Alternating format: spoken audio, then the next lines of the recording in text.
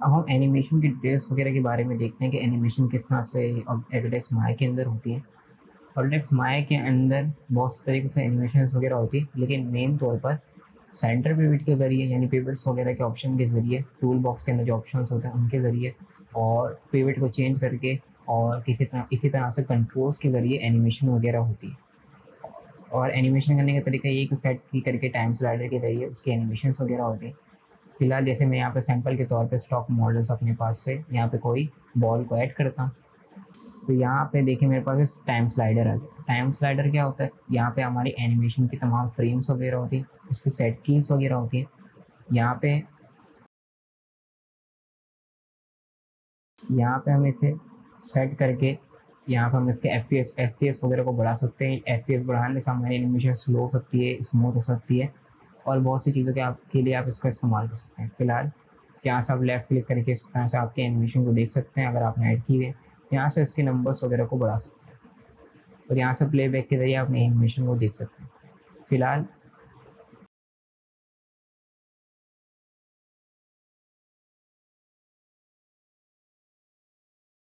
यहाँ से हमने इस ऑब्जेक्ट पे अपना ट्रांसफॉर्म टूल को ऐड किया, और यहाँ से हम इसको थोड़ा ऊपर लेकर आए फर्स्ट फ्रेम पे लेकर आए, और यहाँ से हमने कीबोर्ड से एस प्रेस कर दिया। तो यहाँ से एस प्रेस करने से यहाँ पे हमारी फर्स्ट फ्रेम पे एनिमेशन सेट की होगी, यानी ये ऑब्जेक्ट फर्स्ट फ्रेम पे यहीं पर होगा। इसी के साथ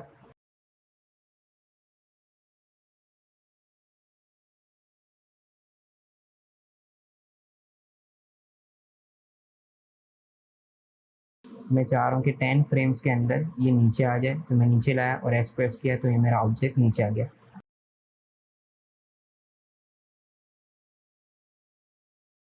आप यहाँ प्लेबैक के अंदर चला के इस तरह से देख सकते हैं, टाइम स्लाइडर मूव करा के।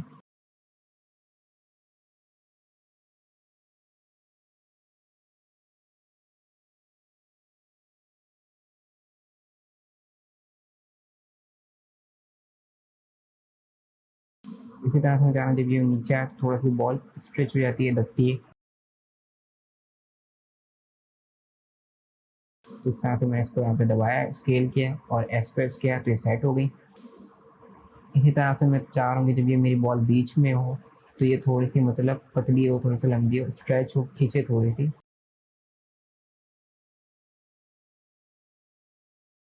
तो यहाँ पर 5 पे लाके इसको स्केल करके सेट की कर दूंगा।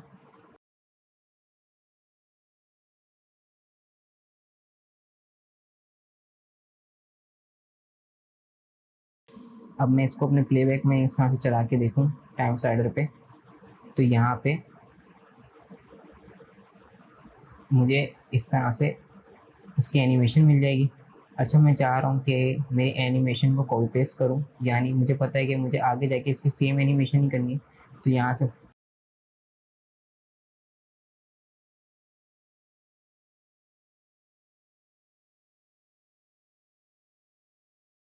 मैंने अपने 5 फ्रेम पे आया, शिफ्ट दबा के लेफ्ट क्लिक किया और यहाँ से कॉपी पे क्लिक किया। जैसे मैंने कॉपी पे क्लिक किया, मेरी एनिमेशन कॉपी हो गई सेट की। मैं यहाँ 50 फ्रेम पे आया और यहाँ से मैंने इसको पेस्ट कर दिया। पेस्ट करने के बाद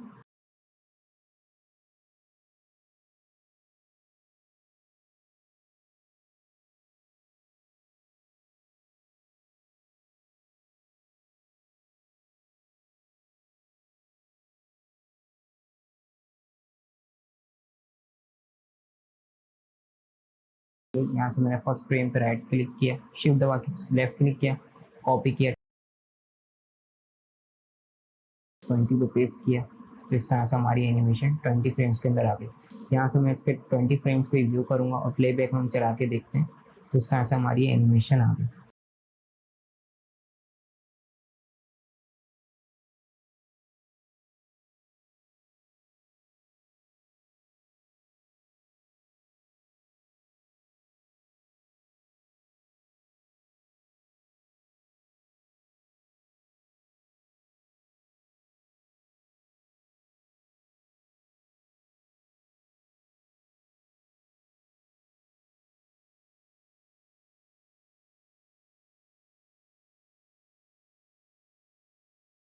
इसी के साथ आप चाहें तो शिफ्ट दबा के लेफ्ट क्लिक करके तमाम एनिमेशन सेट की इसको सिलेक्ट कर सकते हैं, और आगे शिफ्ट दबा के यहाँ से मैंने सेलेक्ट करके ऐड किया, तो देखिए मेरी यहाँ एनिमेशन सेट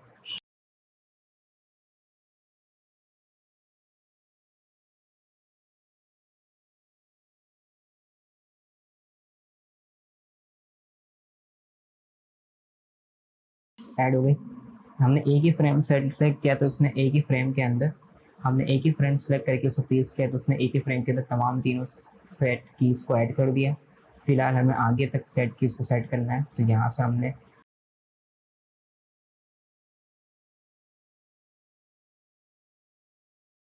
सबको सिलेक्ट किया और शिफ्ट दबा के लेफ्ट क्लिक करके पहले कॉपी किया, फिर आगे फिर 25 फ्रेम से शिफ्ट दबा के सिलेक्ट किया और यहाँ से पेस्ट कर दिया। तो यहाँ पे मेरी एनिमेशन सेट कीज हो गई।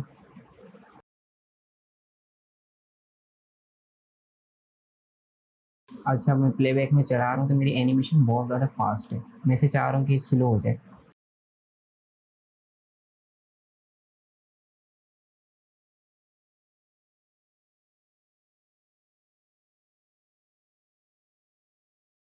तो यहाँ पे स्लो करने का पहला तरीका ये है कि आप यहाँ से राइट क्लिक करें टाइम स्लाइडर पे, यहाँ पे आपको तीन ऑप्शन मिलते हैं।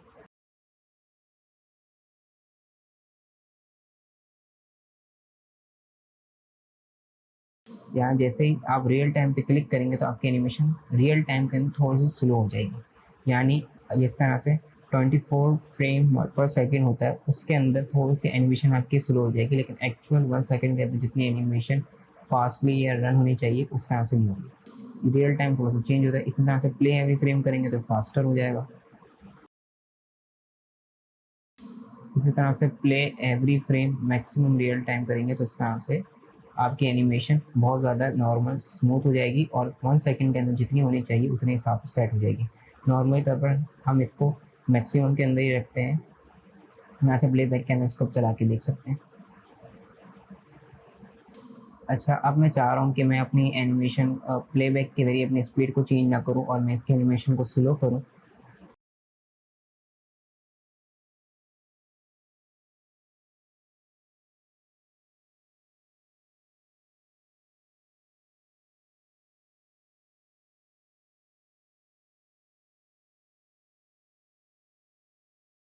तो यहाँ से हमने शिफ्ट दबा के लेफ्ट क्लिक करके तमाम को सेलेक्ट किया।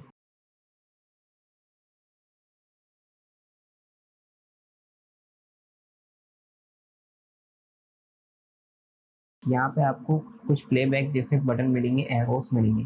यहाँ से अगर आप उसके मिडल पे क्लिक करें तो आप अपने एनिमेशन सेट की इसको आगे फ्रेम में ले जा सकते हैं, आगे पीछे इसके एनिमेशन को चेंज कर सकते हैं।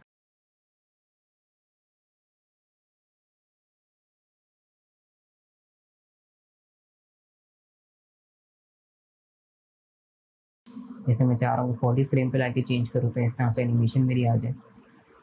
इसी के साथ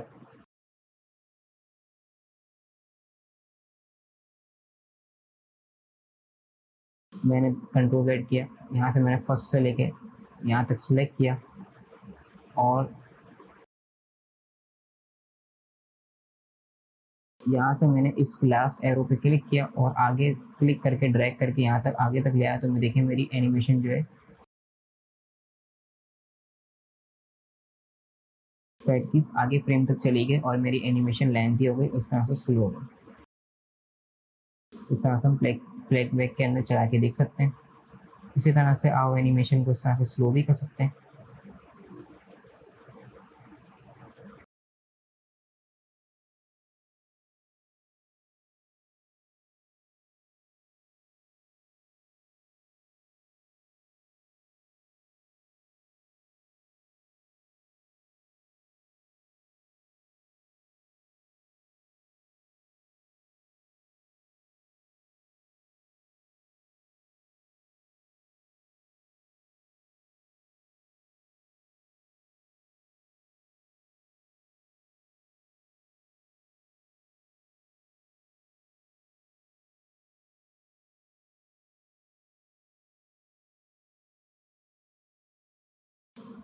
एनिमेशन टाइम स्लाइडर के अंदर हमारे पास एक ऑप्शन होता है प्ले ब्लास्ट। प्ले ब्लास्ट क्या होता है कि अगर आपको अपनी एनिमेशन को टाइम नोटेड देखना है कि हमारी एनिमेशन पर सेकंड के अंदर, पर मिनट के अंदर किस तरह से लगेगी, यानी आप इस तरह से स्क्रीन रिकॉर्ड करके नॉर्मली प्रीव्यू देख सकते हैं ऐप की एनिमेशन का, जिस करंट फ्रेम के अंदर, करंट सीन के अंदर आप हैं।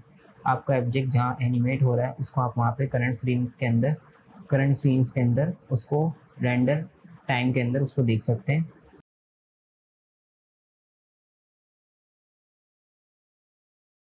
और यहाँ से मैं प्ले ब्लास्ट के इस ऑप्शन पे क्लिक करूँगा।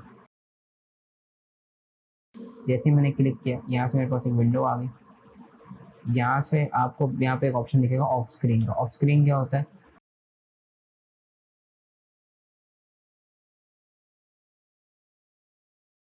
यानी जिस तरह से हम यहाँ से पहले कैमरा गेट को यहाँ से ओपन करें। कैमरा गेट क्या होता है मैं आपको बताता हूँ। फिलहाल यहाँ पे आपको ऑफसेट स्क्रीन दिख रही है, यानी जो आपकी यहाँ पे वाइड स्क्रीन दिख रही है, ऑफसेट स्क्रीन दिख रही है, वो हमारी रिकॉर्डिंग के अंदर भी दिखेगी।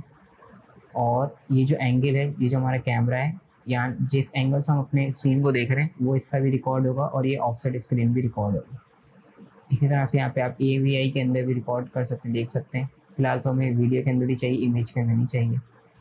इसी के साथ यहाँ से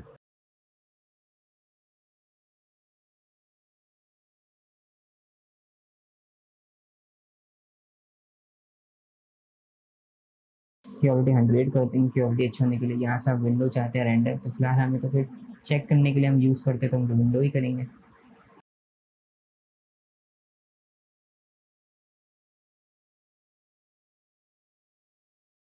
इसकी हमने 1 कर दिया क्वालिटी अच्छी होने के लिए।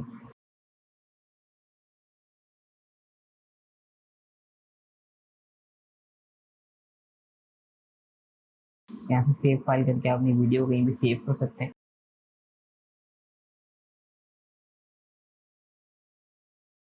और यहाँ से मैंने अप्लाई किया, तो जितने फ्रेम मेरे करंट फ्रेम्स के अंदर, सीन के अंदर ऐड हुए हुए नज़र आ रहे हैं, उसके अंदर जितनी एनिमेशन है वो हमारी रिकॉर्ड हो जाएगी।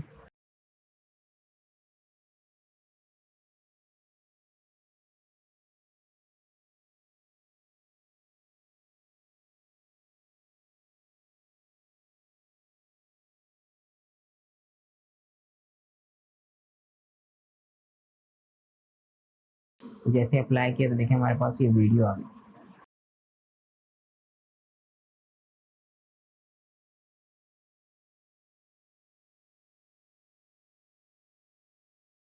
पिवट को चेंज करके किस तरह से ऑब्जेक्ट को एनिमेट करते हैं, जिस तरह से मैंने आपको बताया था कि हम जब पिवट को चेंज करते हैं तो वो मॉडल के लिए या एनिमेशन वगैरह के लिए यूज़ करते हैं। इस तरह से डोर्स होते हैं वो साइड से रोटेट होकर ओपन होते हैं, मूव ऑफ होते हैं।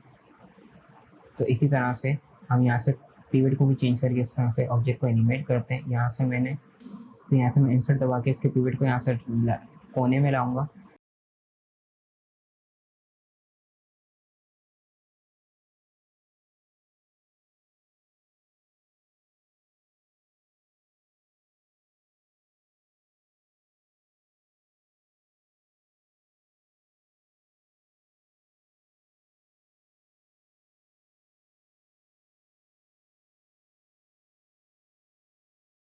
और इसके हैंडल के हिसाब से इसको यहाँ पे एनिमेट करूँगा। तो इस तरह से मेरा रोटेट हो रहा है। यहाँ से मैंने फर्स्ट फ्रेम के अंदर मैंने इसको एनिमेशन सेट दी थी। यहाँ से मेरा डोर क्लोज है।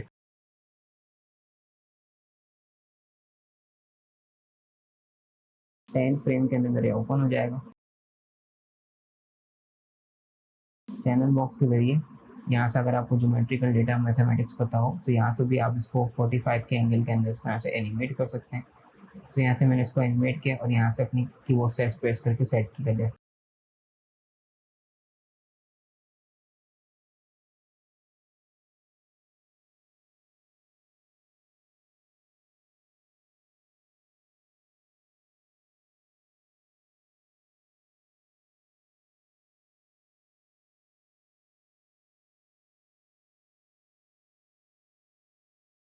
फिफ्टी फ्रेम के अंदर 95 के एंगल के अंदर हमने इसको ओपन कर दिया पूरा। तो इस तरह से ये हमारी एनिमेशन सेट की हो और 10 25 के अंदर हमारे डोर क्लोज हो जाएगा। 0 कर देंगे तो क्लोज हो जाएगा। एनिमेशन हमारी सेट हो गई। प्लेबैक के अंदर हम इसको चला के देख सकते हैं।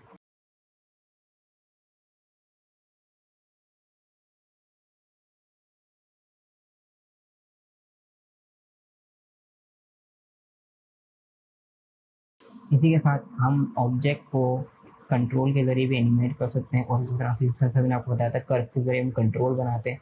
कर्व के ज़रिए ऑब्जेक्ट को बनाते हैं और कंट्रोल के ज़रिए पेरेंट करके ऑब्जेक्ट को मूव कराते हैं, यूज़ करते हैं। इसी के साथ हम कर्व कंट्रोल के ज़रिए भी ऑब्जेक्ट को एनिमेट कर सकते हैं, मूव कर सकते हैं। जिस तरह से पाइप्स वगैरह की एनिमेशन होती है इंटीरियर्स के अंदर, के पाइप बन रहे होते हैं, पाइप बनते हुए दिख रहे होते हैं, ऑब्जेक्ट फिलअप होता हुआ दिख रहा होता है। कोई भी ऑब्जेक्ट जीरो से शुरू होता हुआ 360 के अंदर मुकम्मल होता हुआ एनिमेट होता नज़र आता है।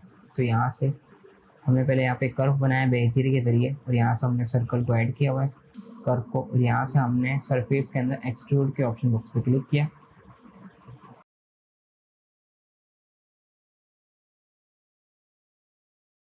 क्लिक करने के बाद यहाँ से हमने ऐड पाथ किया और यहाँ से पॉलीगॉन में आए और यहाँ से क्वार्ट्स काउंट किया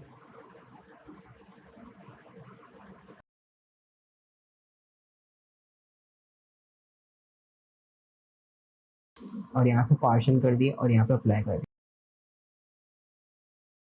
जैसे हमने यहाँ पे अप्लाई किया तो हमारा ऑब्जेक्ट आ गया।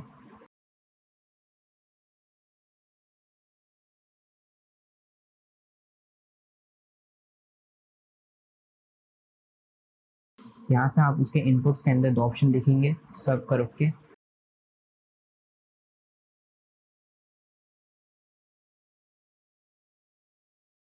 यहाँ पे अगर आप फर्स्ट वाले पे क्लिक करके मिडिल माउस से पैन करेंगे तो यहाँ पे देखें इसके जो सब डिवीजन से 0 से 1 तक फिलअप हो रहे हैं। तो यहाँ से आप इसके एनिमेशन को सेट कर सकते हैं, जिस तरह से मैं यहाँ पे 0 पे, और इसी तरह से दूसरा ऑप्शन के अंदर भी आप इसको पैन करके देखें तो इस तरह से भी आपका ऑब्जेक्ट फिलअप हो रहा है। 0 से शुरू होता है वो आखिरी कर्व पॉइंट तक ये मुकम्मल हो रहा है। इस तरह से भी आप पाइप की एनिमेशन कर सकते हैं। जैसे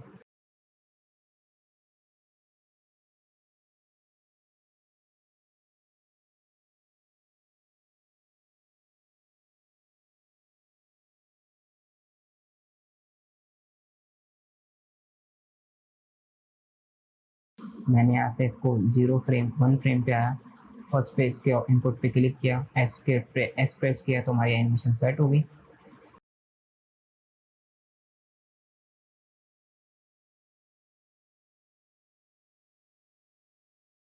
इसी तरह से मैं 25 लास्ट फ्रेम पे आया और मैंने इसको 0 कर दिया तो हमारी एनिमेशन 0 हो गई। अब देखें यहाँ से इसको हम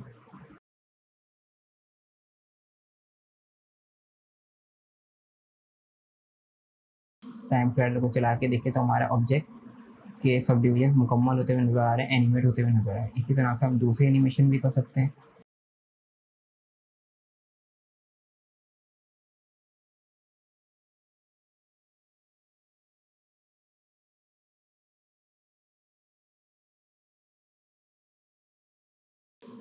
यहाँ से मैंने 0 पे इसके ऑब्जेक्ट के तमाम सब डिवीजन को गायब कर दिया और फिर 25 के अंदर ये अपने पाइप से होता हुआ, पास से होता हुआ आखिरी कर्व पॉइंट तक इसके ये एनिमेट हो गया। तो इस तरह से हम ऑब्जेक्ट को इस तरह से एनिमेट करा सकते हैं कर्व पॉइंट के जरिए, कंट्रोल पॉइंट के जरिए।